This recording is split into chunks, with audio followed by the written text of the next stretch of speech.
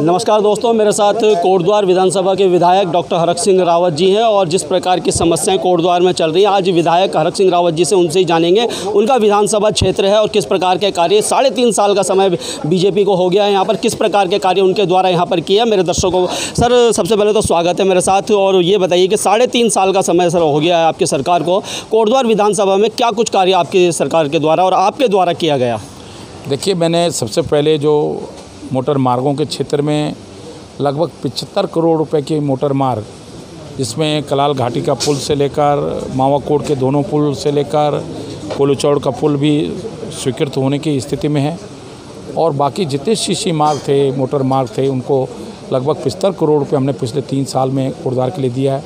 जहाँ तक पीने के पानी की व्यवस्था है, उसके लिए हमने धनराशि जिला योजना से, विधायक निधि से, मैं अपने विभागों से पैसा लाकर हमने कोटद्वार में जो पानी की दिक्कतें थी, अब छुटपुट कुछ ही एक मोहल्ले में कुछ दिक्कतें होती होंगी, लेकिन पूरे कोटद्वार में अब कोई ओवरऑल कोई दिक्कत नहीं होती है। हमने पानी की एक पूरा मास्टर प्लान तैयार करके एक ट्यूबवेल से लेकर दूसरे ट्यूबवेल को जोड़ने का काम किया। जहाँ पाइप सड़ गए, पाइपों को बदलाया, जहाँ बारीक लाइनें थी उसको मोटी लाइनों में तब्दील किया है। बिजली के क्षेत्र में जो लोगों के घरों के ऊपर से खंभे जा रहे थे, उन सबको हमने बदलने का काम किया। कुछ अब भी रह गए हैं, लेकिन उसको भी बदल रहे हैं। वहीं हमने ट्रांसफार्मर, चाहे रेड लाइट चौराहे हो, चाहे देवी रोड हो, चाहे आपका झंडा चौक हो, पूरे बद्रीनाथ मार्ग हो, जहाँ भी ट्रांसफार्मर सड़कों पर थे, उससे दुर्घटना होने की संभावना होती थी, उन सबको हमने व्यवस्थित किया है, जिससे मोटर मार्ग भी खुल जाए और बिजली की लाइनें भी दुरुस्त हो जाएँ। और मैं कह सकता हूँ कि अब बिजली के क्षेत्र में भी अगर बिजली बंद होती है बहुत बड़ी, तो एक दिन से ज़्यादा कभी भी बिजली बंद नहीं होती है। हमने इस तरह की पूरा मास्टर प्लान किया है। आप पाखरों गेट हमने कॉर्बेट का खुलवाया है, पाखरों में हम म्यूजियम बना रहे हैं, वहाँ हम टाइगर सफारी बना रहे हैं, वहाँ हम झील बना रहे हैं, वहाँ हम ग्रास लैंड बना रहे हैं, वहाँ हम वाइल्ड लाइफ टूरिस्ट प्लेस के रूप में उसको विकसित कर रहे हैं, कोलूचौड़ को विकसित कर रहे हैं। उसके लिए हमने पैसा स्वीकृत कर दिया, उस पर काम शुरू हो गया है। हमने ढिकाला के लिए रथुआ ढाब से जो सड़क बंद पड़ी थी, उस सड़क को हमने खुलवा दिया है।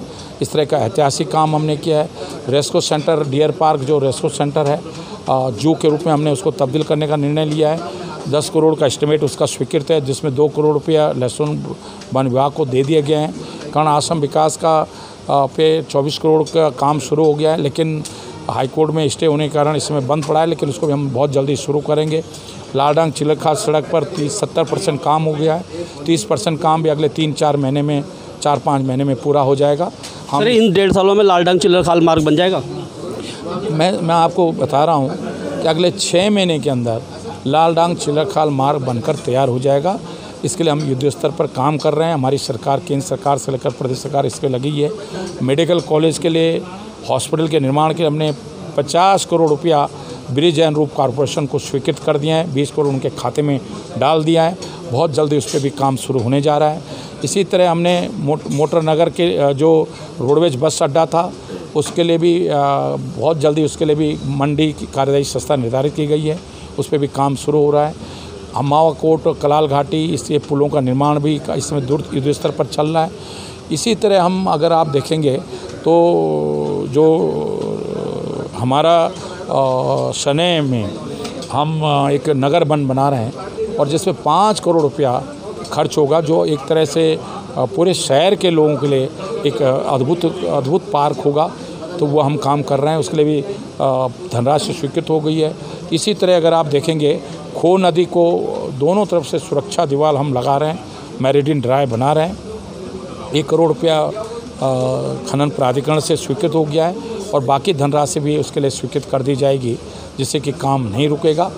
हमने बेस हॉस्पिटल में अब तक सबसे अधिक 19 स्पेशलिस्ट डॉक्टर, जिसमें 2 रेडियोलॉजी, 2-3 बेहोश करने वाले डॉक्टर, 3 ऑर्थो डॉक्टर, सर्जन, इस तरह लगभग 19 स्पेशलिस्ट डॉक्टर हमने यहाँ हमने तैनात किए हैं बेस हॉस्पिटल में। तो निश्चित रूप से ये बहुत बड़ी उपलब्धि है।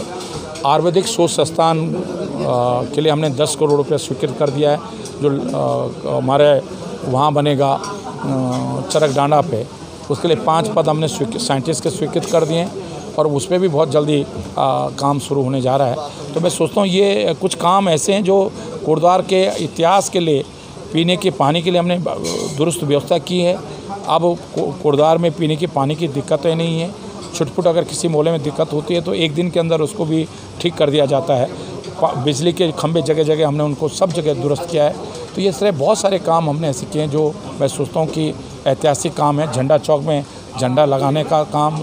सर, आप यहाँ के विधायक हैं, आम आदमियों के विधायक हैं, और आपकी जो आम आदमियों की जो समस्या है, अगर बात करें समस्याओं की, तो नगर निगम में जिस प्रकार से गड्ढे हैं, सड़कें नहीं है, बेस हॉस्पिटल में डॉक्टर नहीं है, इन सब के लिए आपकी भी जिम्मेदारी बनती है। सर, इस पर आप क्या काम कर रहे हैं? देखिए, डॉक्टरों का जो सवाल है, इस समय लगभग 34 डॉक्टर बेस हॉस्पिटल में, और बेस हॉस्पिटल के इतिहास में सबसे अधिक डॉक्टर अगर कभी तैनात हुए, जिसमें 19 स्पेशलिस्ट डॉक्टर है। जहाँ तक सड़कों का सवाल है, इस समय बरसात का समय है, जो नगर निगम को काम करना वो नगर निगम करेगा। बाकी सड़कों पर हमारी स्वीकृति मिल गई है और हम बहुत जल्दी उन पर हम काम करने जा रहे हैं। सर, एक सवाल मेरा आखिरी आपसे रहेगा, क्या हरक सिंह रावत 2022 का चुनाव कोटद्वार विधानसभा से लड़ेंगे? देखिए, ये मैं पार्टी का कार्यकर्ता हूँ और ये निर्णय पार्टी लेती है कि कौन कहाँ से चुनाव लड़ेगा। कोई व्यक्ति हरक सिंह रावत या ए बी किसी पे निर्भर नहीं होता है कि कौन कहाँ से चुनाव लड़ेगा। ये चुनाव लड़ने का काम और लड़ाने का काम पार्टी का होता है। तो दोस्तों, ये थे कोटद्वार विधानसभा के विधायक डॉक्टर हरक सिंह रावत जी, और जिस प्रकार से उन्होंने मेरे सभी सवालों का जवाब दिया। कुछ सवाल और रह गए, वो आने वाले समय में ज़रूर मैं उनसे पूछूंगा उनसे। और इस प्रकार के वीडियोज़ और इस प्रकार के इश्यू, कोटद्वार के इश्यू में लगातार आप लोगों के साथ लाता रहता हूँ। धन्यवाद। जय हिंद, जय भारत, जय उत्तराखंड।